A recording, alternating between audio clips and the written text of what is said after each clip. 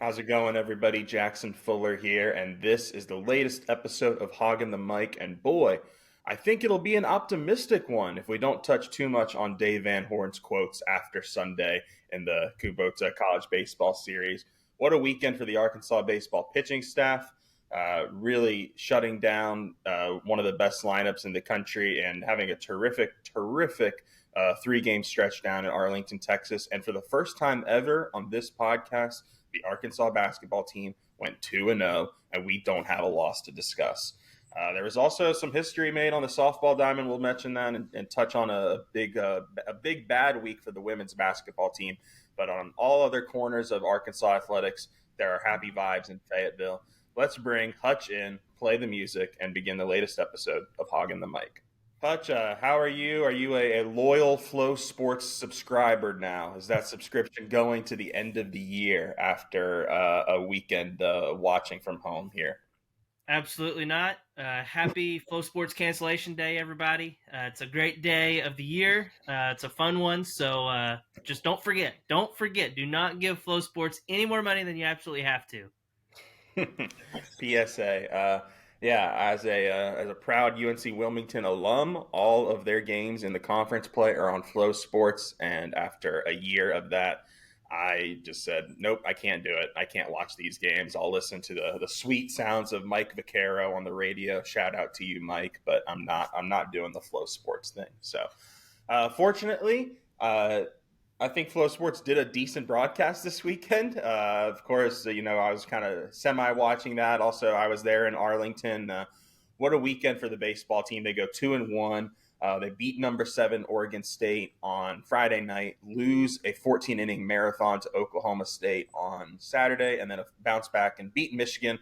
Although it got really tight there at the end on Sunday. Hutch, what's your bigger takeaway from the weekend? Is it holy crap, this pitching staff is good, or holy crap, we have to have some concerns about the offense? That's a good question because I think going into it, I felt all along that the pitching staff was going to be dominant. Like that, maybe I didn't expect them to have 59 strikeouts over a weekend and be as good as they were this weekend. But at the same time, it doesn't particularly surprise me. On the flip side of that, I am a little bit surprised that the lineup has not produced more than it has. And then also at the same time as that, it's still just 6 games in. It's still really early. I actually wrote this in my story after the Sunday game that this really gives me similar vibes to the 2022 team that the whole offseason, me and all the other baseball writers that went to the preseason scrimmages and stuff, we hyped up that lineup as one of the best and deepest and most powerful lineups in Arkansas history. And through the first 2 weekends, it was barely hitting over 200. It was not performing anywhere close to what we thought it would. Now they eventually got it going, and that team was a win away from being in the College World Series finals. They were a semifinal team. So I don't think it's time to completely give up and hit the panic button and all that kind of stuff. I think this team's going to come around and start hitting better. But you have to also wonder, is it going to be? You don't need this lineup to be great. You just need it to be adequate, just average when you've got the pitching staff you do, and that's what you kind of got to watch. Over these next couple of weeks before SEC play gets here, is can this offense get rolling? Maybe like that 2022 team did a couple of years ago. Yeah. I've got a couple reasons for some optimism and a couple reasons or a couple pessimistic outlooks on what I saw this weekend. On the optimism front, I think not hitting with runners in scoring position, which Arkansas struggled with all weekend this early in the season, it's just there's too small a sample size, right? They, especially against Oklahoma State, they put themselves in position to win that game in regular, without going to extra innings. They did not take advantage of those opportunities. That's just one game. I think that's something that's being maybe it's being over analyzed, the struggles there, and I was guilty of it after during game 2, just like, oh my gosh, chance after chance that they just can't get that second run across or extend on this lead. But I think that is something, will it definitely improve over time? I don't know, but for now, absolutely no reason to panic. I do think though, and Dave and I mentioned this I think last week, and Dave kind of pointed it out a little bit, maybe unknowingly after the he said somebody asked him about bringing Peyton Holt in off the bench to play second base in like the ninth inning, and because Peyton Holt didn't start that game, and Dave said, "Well, he's my starting second baseman." I guess it was like a defensive substitution, but he said, "My second baseman has a broken foot, so I'm pretty frustrated right now." And I do think until Stovall returns, there are holes in this lineup once you get past a certain point in the order. For example, like pretty much all weekend, once you got past that cleanup spot, I really did not have much confidence in the guys other than Jared Sprague-Lott, who moved up to that cleanup spot for the last game. That's probably unfair to Peyton Holt. He had a huge clutch RBI triple in the Oregon State game. It might be unfair to Ty Wilmsmeyer, who had a terrific first series, and he didn't swing it great this weekend, but I think he's a capable 9-hole hitter. It just feels like there's some holes there that if Peyton Stovall was in the lineup, it pushes guys down, it makes it better 1 through 9. But at the same time, if he comes in the lineup, that probably means Jared Sprague-Lott's leaving the lineup, and he's been their best hitter all season. So, I mean, if he keeps that up, though, he's gonna have to play when Stovall comes back. They'll have to find a way to fit both of those guys in. And then the other thing that I'm not going to panic on, but I'm definitely concerned is Vahiva. And look, I think we saw it all fall, or you saw it all fall. I saw it all spring. The guy roped Arkansas's pitching staff, especially in the spring. I mean, it felt like every day we were going out there, he was hitting the ball 105 miles an hour off the bat and into the hog pen and left. But, he saw those pitchers all fall. He saw them all spring. Maybe he got used to them, coming over for Sacramento State. I worry about him adjusting to some better pitching, some brighter lights. It seems like he might be pressing a little bit at the plate right now. I think he'll turn it around, but I think that's, if there's any one person in the lineup that I'm keeping my eye on right now, it's probably him, because the expectation was he would slide in and be a terrific power batter pretty much right away, and he just hasn't done that. So, but he has played great at shortstop. He came on a little bit strong in the first weekend. Maybe this was just one of those weekends he just couldn't get the bat going. What do you think about either those observations, takeaways, any follow ups to the lineup right now?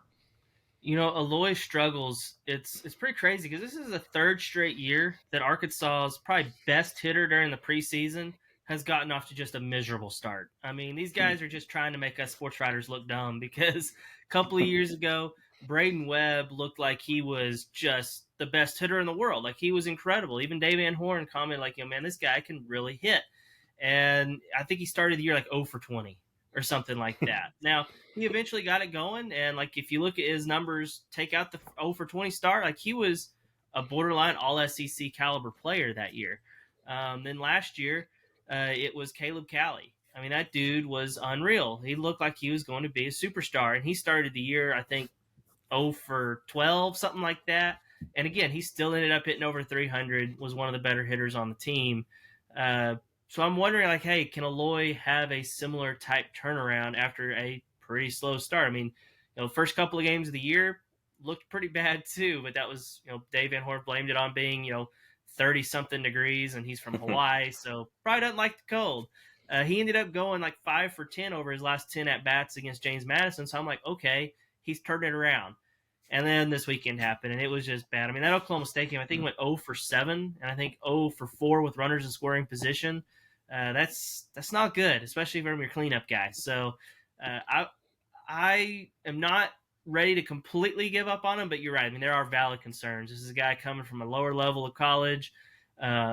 Looks like he maybe struggles with the off-speed stuff. We've seen that before with certain guys. I mean, Casey Martin comes immediately to mind if you want to keep it with another shortstop.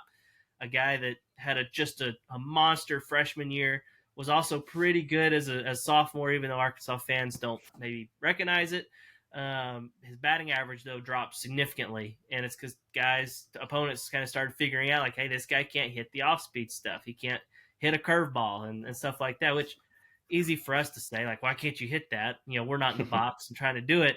But I feel like he's going to get it figured out. Dave Van Horn has a track record of getting these guys back on track. So again, 6 games in, not ready to completely hit the panic button, but it's certainly worth monitoring over the next coming weeks. Yeah. Uh, just for some perspective, Arkansas only has 3 guys hitting above 300. That's not terrible, right? I mean, if they end the season with 3 guys hitting above 300, that's okay. But for me, it's the lack of power right now.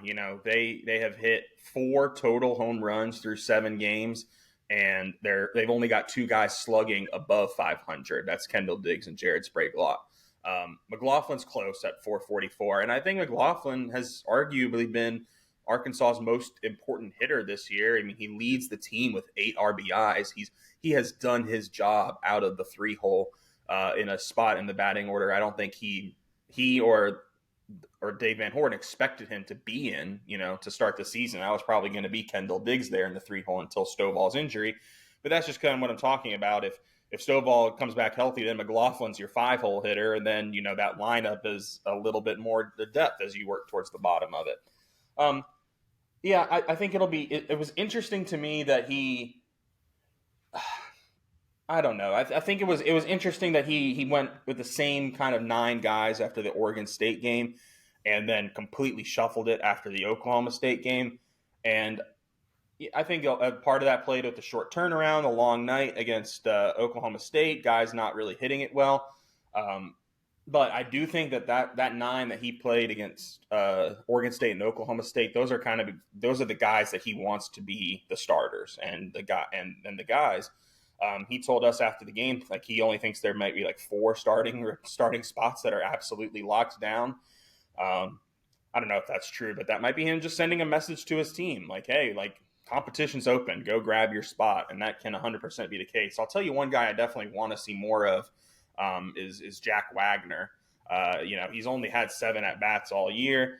He's 2 for 7 with a double and a run. It's 1 strikeout. Like, I mean, I don't know. Like, he was supposed to be all kind of off season. We kind of thought that he would hit DH or play first base and be an everyday guy in the lineup. And that hasn't really panned out. I mean, Ryder Helfrich, the freshman, has gotten nearly double the amount of at-bats as him. I mean, Nolan Souza, the freshman, has just 1 fewer at-bat and has actually started, I think, more games than Jack Wagner now. I think there's still he still has some levers to pull, some options to kind of go to try and get this offense going. But at the end of the day, I think those, not like the new guys that he played against Michigan on Sunday. I don't think those guys are like really the solution. Maybe they are, but I think the solution is, hey, let's get the bats going at some point. It's easier for us to sit here and say that than for it is to get done. But they got a chance this week with games against Grambling in the midweek, Murray State on the weekend. They're not going to face the same quality pitching that they did down in Arlington. Maybe back home, smaller ballpark. I know Hudson White probably hits a home run, and Baum Walker that ends the game, is the game-winning hit against Oklahoma State on Saturday. So, yeah, not too much to panic. But, hey, we've now gone nearly 15 minutes, and we haven't said the words Hagen Smith. So what are we doing, man? Friday night was an absolute – it was like going to a museum and seeing a painting that speaks to you. That just like it just gets you to just stay there and not leave for an hour, and you just have to like look at the painting and admire it. I mean, 17 strikeouts in 6 innings. He didn't even throw 80 pitches. Golly, he shut me up if I had any concerns about his pitch count coming off the game 1 outing against James Madison. I thought not a surprise because we had seen it in the spring, and we had heard all about like what his potential was. But man, was it good to see him do that on a national stage against a top 10 team and kind of send a message to the world like, yeah, I'm that dude, and this is my team this year. I mean, what was it like watching from home? I mean, was it as beautiful on the Flow Sports as it was in person? Every at bat, I was like, this is just unfreaking believable. Like, this is just it. I've never seen anything like it. And I mean, I remember some pretty dominant. I mean, my memories of Arkansas baseball go back quite a ways, and I remember the Nick Schmidt, Jess Todd, those type of guys back in 2007. I remember uh, Ryan Stanek in 2012, 2013. I mean, I remember all these guys, and I don't remember a more dominant outing than what we saw because, as you said, 17 strikeouts. You think, oh wow, that's going to get your pitch count up. He's going to be, struggling to work deep into the game, but he still only had 78 pitches. I mean, just Monday with Mason Molina, he had 10 strikeouts in 5 innings, which is really, really good. And he was at 81 pitches through 5 innings. He had more pitches through five than Hagen did through six. That's just unbelievable. It truly was incredible. And it's a big deal when it gets the national attention that it did. I mean, I subscribed to The Athletic. I got a push notification from The Athletic about his performance. I got, the ESPN, I think, had an alert about him as well. It just, you don't get that from an early season college baseball game unless it's something truly, truly remarkable. And it was. I mean, I know fans were pissed that Dave took him out when he did, but you also got to remember he only threw 42 pitches on opening day against James Madison. They're still working his way up. This is a guy they want to be able to throw in the ninth inning of Game 2 of the College World Series. That's what they want him to be in College World Series finals. They want him to be able to go as deep as possible, and if that means taking away an inning or two early on, so be it. That's what Dave told us that at the Squatters Club. He literally told us he was going to do what he did. And I knew fans would absolutely lose their mind, but it was the right call by Dave Van Horn because this is a long game. Winning, yeah, you want to beat Oregon State from a fan perspective because it's Oregon State. You've got bad memories there. It's a top 10 team. It'd be nice. It helps the RPI. But really, does one game in February matter, or does a game in June matter? Which is more important? So that's what Dave Van Horn did, and that's he knows more about baseball than you and me and a lot of these people watching. So he made the right decision there, even though it kind of backfired with having to win in dramatic fashion there.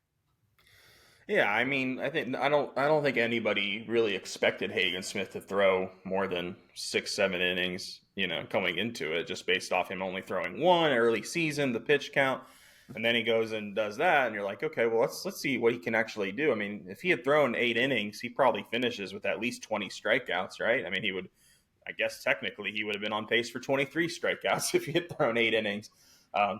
It was really the most impressive thing was there were three things that jumped out, and this is stating the obvious, and everybody has said it, but I think it bears repeating. The slider was unhittable. Oregon State just had no chance. I don't know if they had any. They had 3 hits. I don't know if any of them came off of a slider. And it was his go-to pitch with 2 strikes. I don't know how accurate the stadium little billboard is that tells you what kind of pitch was thrown and the velocity, but I think on 15 of his 17 strikeouts it said slider. So that was his out pitch. It was unhittable. We already spoke about the command. That was terrific and a big improvement, not only off James Madison, but off probably anything Hagen's done before in his career, pounding the zone like that. And then the last thing for me was the velo. I mean, he was in the upper 90s in the 6th inning at 78 pitches. It looks like he could keep going and stay in the upper 90s. Will that carry over throughout the rest of the season? I don't know. Maybe one day he's just not feeling his 100% best and it drops down to 94 in the 7th inning. That's okay because that slider is so dang good. The command is good. And Dave said he even started throwing that change-up / splitter a little bit at the end to good results. And if he starts getting that in the mix, it's going to be really, really bad days for the opposing hitters. So just incredible. He struck the first 15 outs were all strikeouts. It was one of those nights where it was just like anything is like this guy could strike out 27 guys tonight. But that's what we were thinking by the 4th inning. And kudos to Hagen, but really the entire pitching staff, man, and especially the starters. I mean, Brady and Mason both followed him and did not give up a run in 11 combined innings. I thought Mason Molina in particular was brilliant. Still, would like that pitch count to maybe be a little bit lower, but that's what's going to happen if you strike out 10 guys. No complaints there for me. And what a luxury for Van Horn to be able to go to Will McIntyre after the Molina start. I mean, if you go into Sunday and you can throw McIntyre after Molina, that's going to be a huge pitching advantage. Nobody that they play in the SEC is going to have that kind of starter to reliever depth on a Sunday. So for me, like Hagen Smith was probably the story of the weekend, but if you take a step back and look at like what's the most positive thing for this team for the rest of the year, it's that the 2 and 3 pitchers looked not equally as dominant, but pretty darn close, and that's going to spell a lot of success in the regular season, especially on the weekends. 17 innings, 6 hits, no runs, 4 walks, 33 strikeouts. That's what their combined line was. That's incredible. I mean, and that's with all of them on a pitch count. You think that in a regular weekend, I mean, Hagen, he went 6. He probably could have gone at least 8, if not a full 9. Brady probably could have gone 7 or 8. Molina probably could have gone 6 or 7.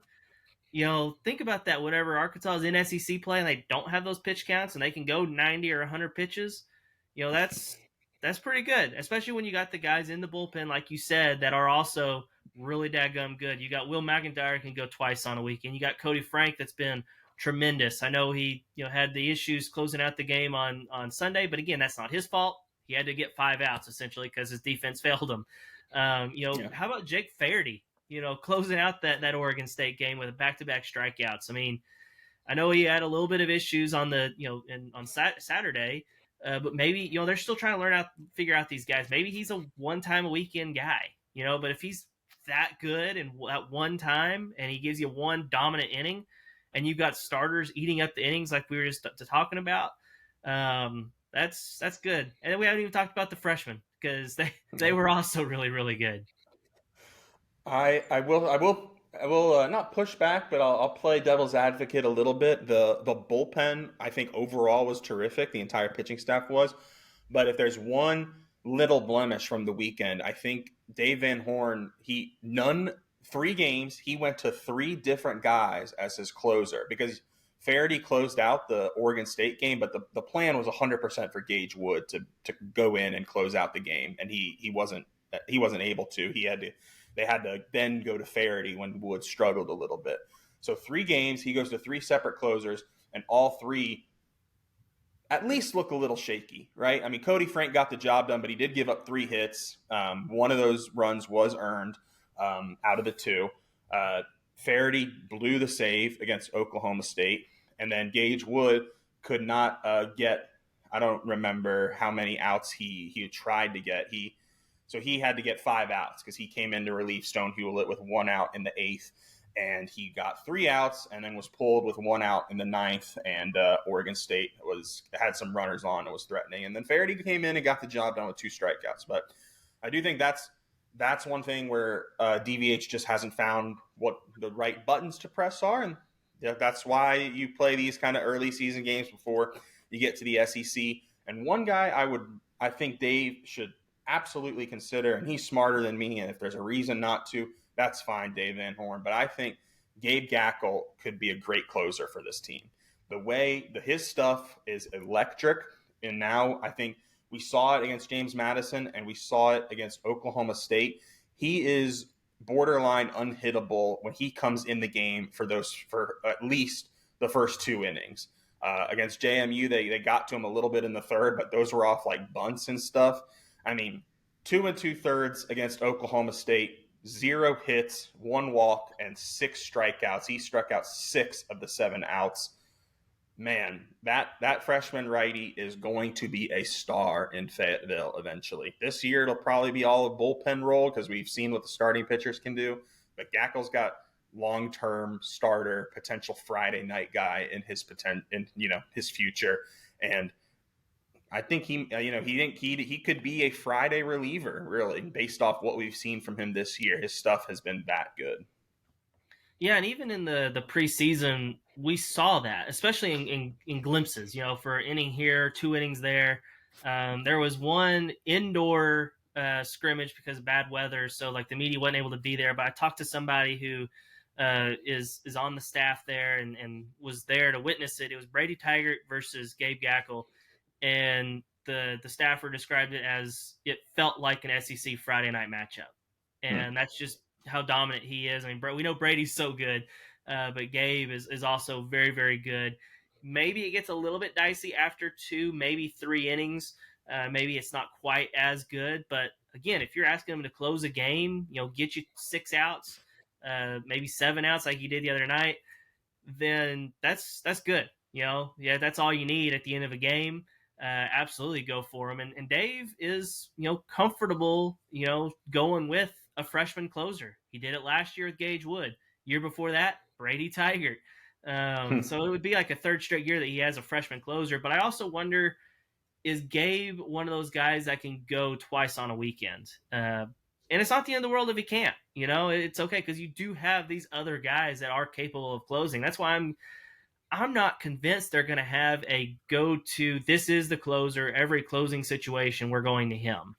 I think if they need multiple on a weekend, they're going to have multiple guys. I don't think they're going to try. And I think that's smart. I think Gage Wood last year, they went to him multiple times on a weekend, and I think he hit that freshman wall late in the season. I think Dave is going to be a little bit more careful with Gabe and try to preserve him so that way he's able to close games, come June, like we talked about earlier with Hagen.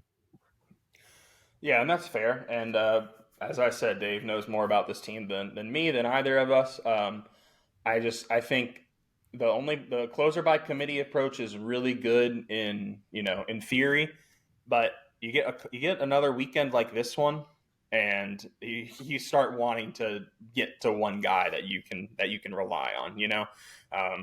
But hey, if they turn around and go play Murray State this weekend and the bats don't come to life and you get 3 close games and 3 different guys come in and get the job done against a worse lineup than probably any of the lineups they face this weekend, by all means, that closer by committee approach should be the answer. And because it also gives Dave the wiggle room of, hey, maybe, maybe we have the top of the order coming up in the 8th inning. Let's throw Gage Wood out there, and get those guys out in the 8th, and then we'll turn it over to Faraday or Gackle or someone in the 9th. If you have that kind of trust in multiple guys in the bullpen, it's a huge luxury. So I think that's the right idea. I think that's the right idea from Dave and what he wants to do with his staff. But again, we need to see those guys come through and shut the door, and then build that confidence moving forward. We really didn't talk too much about the Oklahoma State loss other than, all the missed opportunities and the bats struggling. And I think that's a good thing. I don't think we need to dive too much into it. It was an early season loss. They're 5-2. Dave said they don't deserve to be 5-2. And I'm like, well, you throw that many scoreless innings with your starter, maybe you deserve to be 7-0, man. He was not a happy camper after just how poorly the offense played. But hey, 5-2. They're still the number 2 team in the country. That just shows how high the ceiling is for this team and what the aspirations are, that there's a tinge of disappointment after going to Arlington and beating 2 good teams. And, no one at that weekend went 3-0. So it was they're the co-champs of the college baseball series if we're handing that out. So I think that's it for me on baseball. Hutch, anything pressing on your mind, or do you want to switch gears over to basketball? I think that covers pretty much everything. I'm anxious to back out to Baum and watch them play Grambling, which a game they should win, but you never know with some of these smaller teams. Sometimes they'll throw out some just junk arms that are throwing 75 miles an hour, and Arkansas's bats can't figure it out. But should be fun. I think it's like a 12-game homestand, so lots of opportunities to go out and see this Arkansas team coming up over the next few weekends. Yeah, I'm interested to see who's the starting pitcher on Tuesday, because I think we thought it would be Colin Fisher, but he threw on Saturday. Maybe the freshman can go again on Tuesday, but we'll see. Dave said he had no idea who would start the next game after the win against Michigan yesterday. So, all right, basketball 2-0. They go on the road and they beat Texas A&M, and then they follow that up with a home victory over Missouri, and of course, Khalif Battle was the story of the Missouri game. I still don't know if I'm pronouncing his name right. I'm having such a difficult time this season with guys' names. I call him KB. KB, 42 points, his career high. The most points an Arkansas player has scored this season, the most points any player in the SEC has scored this season, beating Texas A&M's Wade Taylor the fourth by 1 point. Of course, Taylor did that 41-point performance against Arkansas in Bud Walton Arena. Hutch, you were there. First off, what was the atmosphere like in Bud Walton? And I don't know, man. I think we've kind of come on this podcast and been like the curmudgeons of any late season momentum, but it does feel like they're starting to, play consistently better. Other than one half against Tennessee, this is now about 2-3 weeks where we have seen a much more competitive and organized Arkansas team. Are my eyes lying to me, or is there some room for maybe, I'm not saying that they're going to go win out and make the tournament, but they could have at least, a fun little close to the season right here. Yeah, I mean, unfortunately, or depending on how you look at it, I think the NIT is back in play. I think the way they're playing has me thinking, like, man, they could finish over 500. Especially they got Vanderbilt coming up. You get 2 games over 500. Now it's a tough end of the season. Still, you still got to go to Rupp. You still got to go to Tuscaloosa. Those are not going to be easy games, but they are playing a lot better. I know that the atmosphere, you asked about that, on Saturday, 11 a.m. tip. Yeah, it was pretty. The crowd was sparse. Now I will give them credit. Whenever it was the second half and KB was going wild and helping Arkansas pull away, it still got loud. The fans that were there deserve credit for that. They got loud. They recognized that they were witnessing a historic performance. Not only, you mentioned the highest scoring SEC performance of the year, but it was also the second most points an Arkansas player has ever scored in an SEC game, 1 point shy of tying Todd Day's record set against LSU back in 1992. Wow. So you get up there with a guy named Todd Day, that tells you how good you were doing. And plus, he did it on 15 shots. I mean, that's crazy. He was incredibly efficient. He was efficient from beyond the arc. I think 6 of 10 from 3. Didn't miss from the free throw line on 14 attempts. That also tied a school record for most free throws made without a miss in a single game. It was truly a historic performance, and I was, as bummed as I was to not go to Arlington, I'm glad I was at least able to witness that performance in person. That was a nice little consolation prize, even if it was against lowly Missouri. Yeah, that's the Battle Line rivalry, biggest game on the Arkansas schedule every year. Yeah, I think for me, KB, we knew he was a terrific scorer when he transferred here. We knew he had that capability. It didn't necessarily it translated early in the year, but during the SEC, it's been a struggle. I think what's jumped out is Musselman is starting to trust him to do everything else outside of score. He's trusting KB to play better defense, to not turn the ball over, to take smart shots. And yeah, he took a couple heat checks on Saturday, but they were well-deserved heat checks. That's happening to KB, and it's happening to Ellis. I think it's happening a little bit to Layden Blocker, where he's getting some more consistent minutes. It's absolutely happening to Mekhi Mitchell, where if he makes a mistake, okay, whatever. You're our best, you've been our best player for weeks now. You stay out there. He's always had that trust with Devo and Tremont Mark, and I think those have been the only 2 guys he's trusted for the majority of the season. Now he's starting to develop a little bit of a core of guys that he's letting them play through minor mistakes because he knows that they are going to consistently deliver what he needs on the defensive end. The 2 guys that immediately come to mind I already mentioned are KB and Ellis, and you can see it. They're playing so much better defensively in this part of the season. And it's got to be no coincidence. That's why Arkansas is starting to turn a corner a little bit here. How sharply they come around that corner and speed off is still to be determined.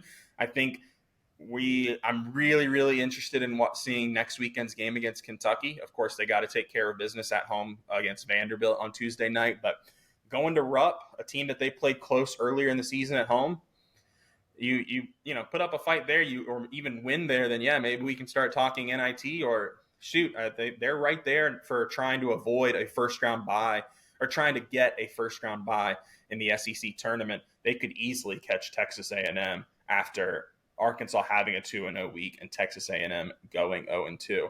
Trevin Brazil made his return, only played about 4 minutes. I don't know, man. I don't really see how you justify giving him that many minutes going forward with how this team is playing. I mean, Hutch, would you try and integrate him into the team more? I mean, he's obviously an elite kind of different talent that Arkansas, that nobody else, kind of matches on the Arkansas roster. But right now, I'd let the guys go that have kind of been spearheading this turnaround. I'm there with you. I think you don't give him minutes unless you find yourself, getting your butt kicked and you're like, okay, well, this clearly isn't working. Let's give him a shot. Then at that point, he can prove that he deserves the minutes. At this point, you got to run with the guys you have been. I think that's one somewhat, I guess, silver lining to all these injuries, because you also got Jalen Graham out. You also got Keon Minifield out. Those guys haven't missed nearly as much time, but with TB out, with Brazil out, that's when they've been playing really, really well. I mean, he's shortened up the rotation. You mentioned, the ability for guys like Ellis, Mackay, KB, obviously, to be able to play through mistakes. That's one thing that Eric Musselman always bragged about, early on in his tenure. The first 4 years he was here was, I'm going to let my guys make mistakes, and they don't have to worry about looking over. If they turn the ball over, they're not looking over at the bench like, okay, when's the guy going to come in and replace me? So that I think that's helped. I think that's helped a lot, just confidence and everything like that. So I don't know how you work him back in other than if you find yourself getting your butt kicked, maybe you turn to him, see if he can play well, and then at that point you work him into the mix, that so that he deserves it. I think that you owe that to the players that have been playing well lately. Yeah. Yeah, I completely agree. I do think that one thing that I think Chandler Lawson is a good complementary piece and has been a starter pretty much the past 3 weeks, and then they bring Mackay off the bench. But Chandler's not really giving them a whole lot right now. He's playing okay defense. He rebounds. He still can. He had 2 assists against Texas A&M, but I think that's maybe.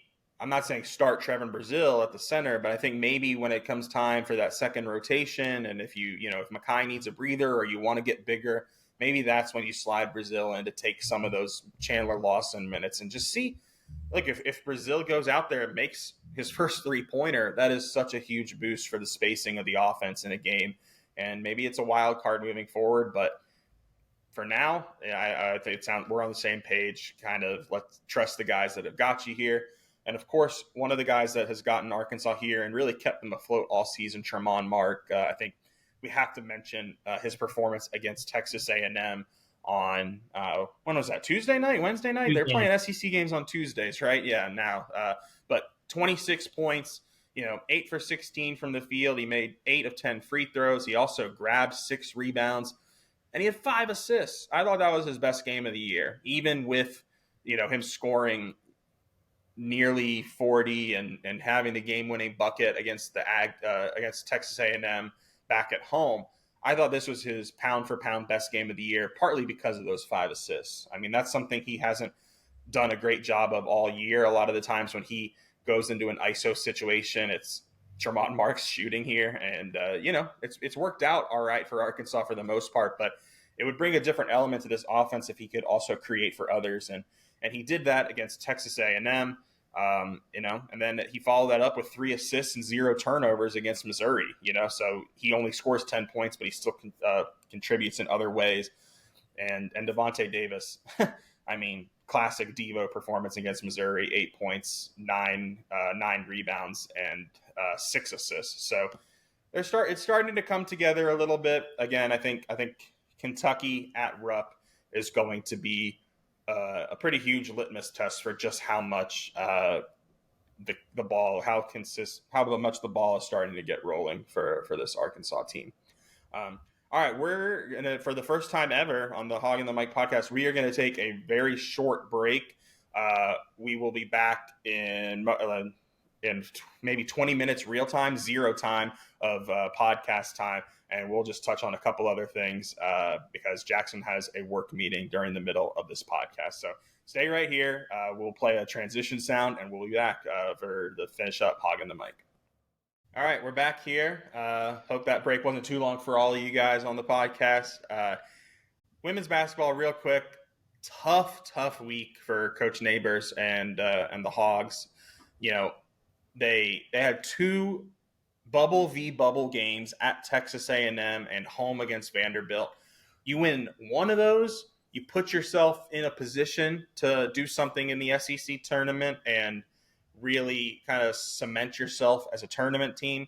You win both of them, you're probably move up into the tournament line and into that maybe last four in instead of being on the first four out, which is where I think Arkansas was entering the week.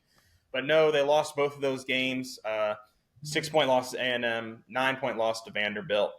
And the women's basketball team, it looks like, unless there is some miracle run at the end of the season, is not going to make the NCAA tournament.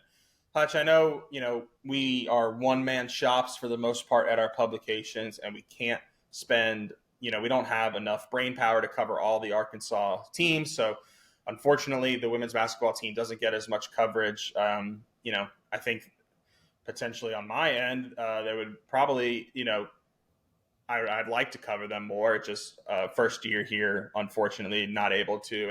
And honestly, Arkansas fans, you probably should be happy because every time I went to a game, it felt like Arkansas lost. But, there's a lot of chatter on Twitter about it's time for Mike Neighbors to go. I mean, do you have a strong opinion one way or the other? I lean towards, I think he actually plays a pretty fun style of basketball. I don't think the Arkansas women's basketball program is by any means one of the premier SEC programs. I don't think it's going to be ever quite near South Carolina, LSU, Tennessee. This is a disappointing year based on the talent, but I think it'd kind of be silly to fire Neighbors and have to go, pay the buyout money, have to go get somebody else. And there's genuinely zero guarantees you're getting an upgrade over a guy that's already been to the Final Four, not with Arkansas, but in his past, in his career. And it's a guy that wants to be here. I mean, it's an Arkansas guy. I think Arkansas fans really put a lot of value in that. Of course, Mike Anderson was also an Arkansas guy. I mean, he didn't grow up in Arkansas, but he coached at Arkansas as an assistant under Nolan Richardson. He was generally beloved by Arkansas fans.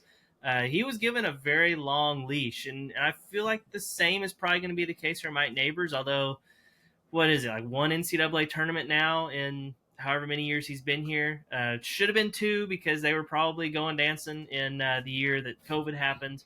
And then the one year they did make it, they get upset in the first round, I believe by Wright State. So that's not good. And I hate it for Mike Neighbors because I genuinely like him as a person. He's a really interesting guy. I wish I had, as you said, more brain power, more bandwidth to be able to go cover them because I think it'd be a lot of fun because Mike Neighbors is just a good coach to cover. Very different vibes from Eric Musselman on the men's side. And that's not necessarily a bad thing one way or the other. That's just kind of how it is. And so I hate it for Mike Neighbors. This team does have a lot of talent. I know their stud freshman has been, in and out with injuries, and I don't know what all is going on there. Again, I don't follow it super duper closely.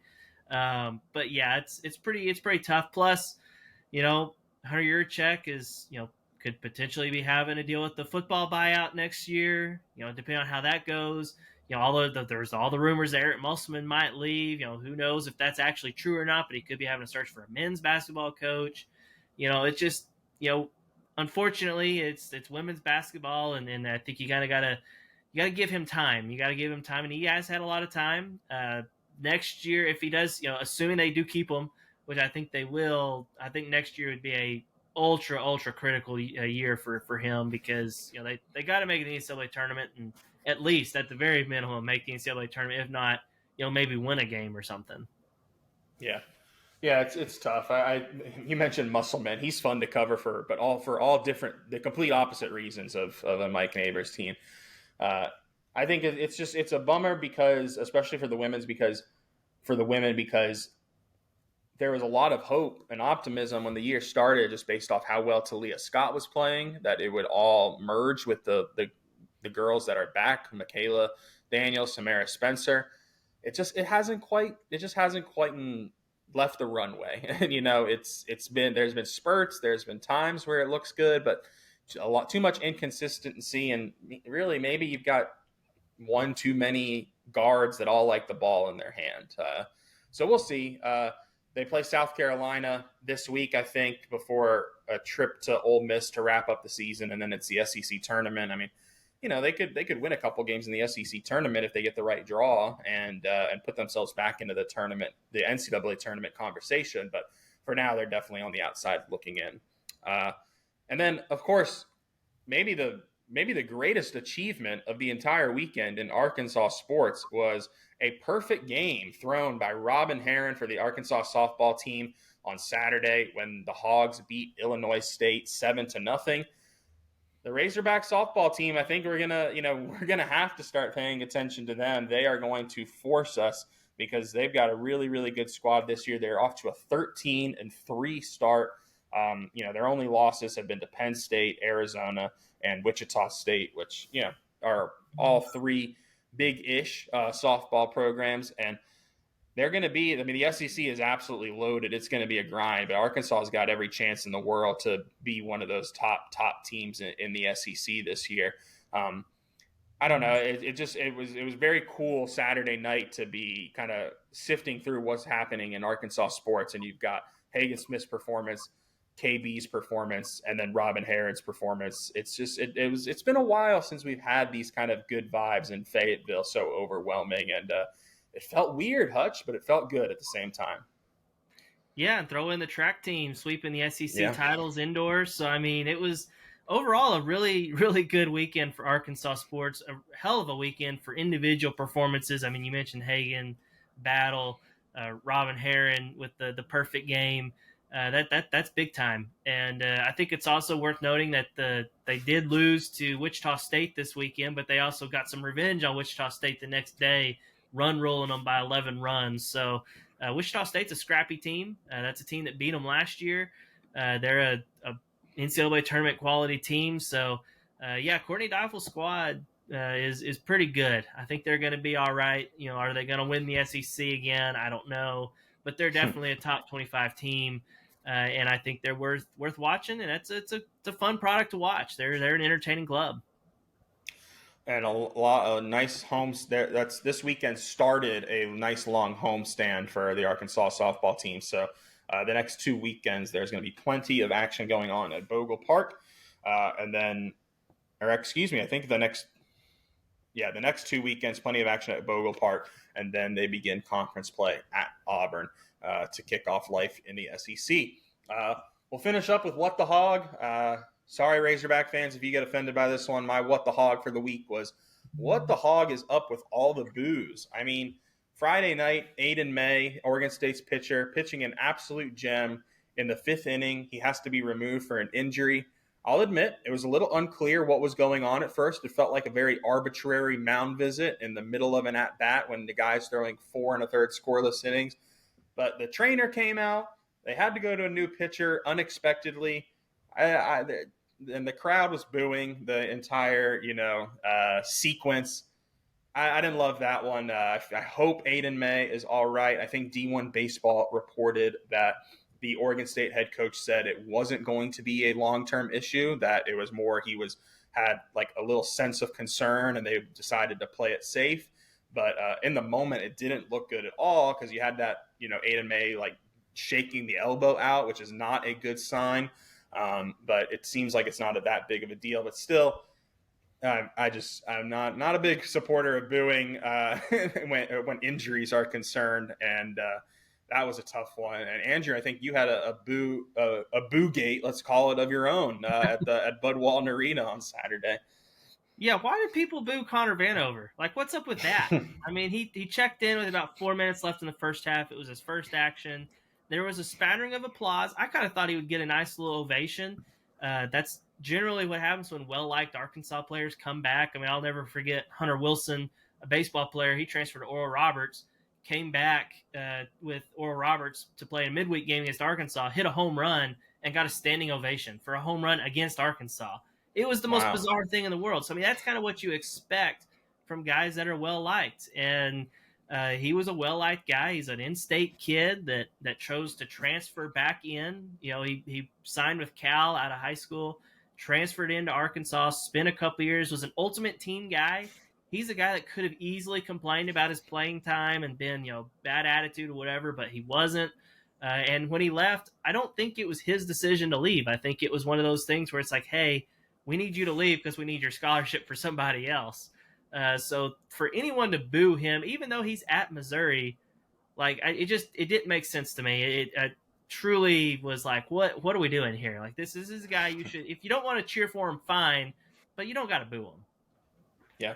And you know what? I thought Vanover actually played all right against Arkansas. I think Arkansas clearly pulled away at the end and made the game look worse than it did. But there was a while there Missouri was hanging close because I think their interior defense was so good. I mean, they just got destroyed in the paint when those teams met in Columbia earlier this year, and they held their own down there. And Vanover played, like you said, he checked in the last 4 minutes of the first half, but he started the second half, I think, and played a lot of minutes in the second half.